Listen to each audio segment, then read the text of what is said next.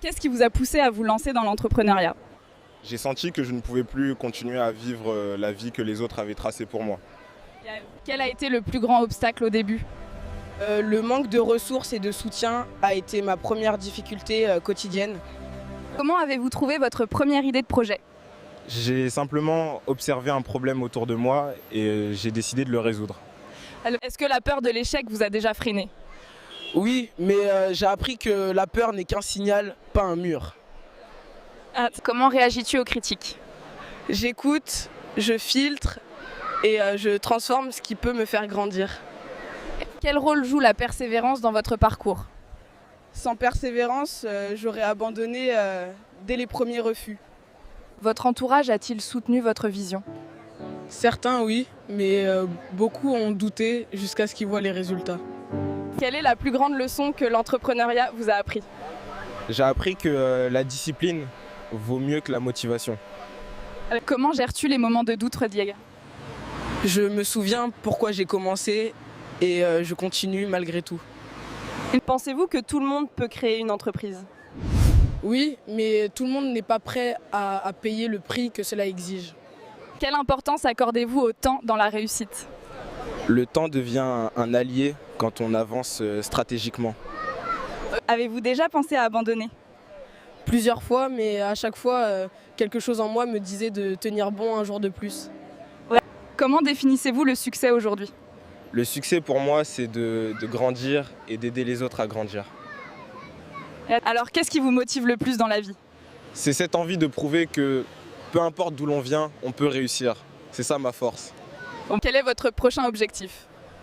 Construire quelque chose qui continuera d'exister même après moi. Que diriez-vous à quelqu'un qui veut commencer mais qui hésite? Commence petit, mais commence maintenant. Tu verras la route en marchant. Relève-toi, car ton histoire n'est pas encore écrite. Ce que tu crois être une fin n'est qu'un tournant vers ta renaissance. Relève-toi, non pas pour prouver aux autres, mais pour honorer ton âme. Tu es plus fort que les blessures que tu portes. Relève-toi, car la nuit ne dure jamais éternellement. Le soleil finit toujours par se lever sur ceux qui espèrent encore. Relève-toi, même si tout semble contre toi. La victoire appartient à ceux qui refusent de rester au sol. Relève-toi, ne laisse pas ton passé écrire ton futur. Ce n'est pas fini tant que tu refuses d'abandonner. Relève-toi, car la vie teste ceux qu'elle veut transformer. Les blessures de aujourd'hui seront ta force demain. Relève-toi, car tu n'es pas né pour ramper. Le ciel t'attend et tes ailes n'attendent que ton courage. Chaque larme que tu as versée arrose ton futur succès. Relève-toi et regarde ce que la douleur a semé en toi. Relève-toi, la vie ne t'a pas abandonné. Elle t'attend juste au prochain pas, celui que tu hésites à faire. Relève-toi, ton cœur est fatigué, mais il bat encore.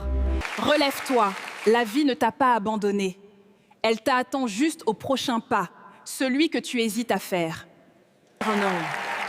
Relève-toi, la vie ne t'a pas abandonné. Elle t'attend juste au prochain pas, celui que tu hésites à faire.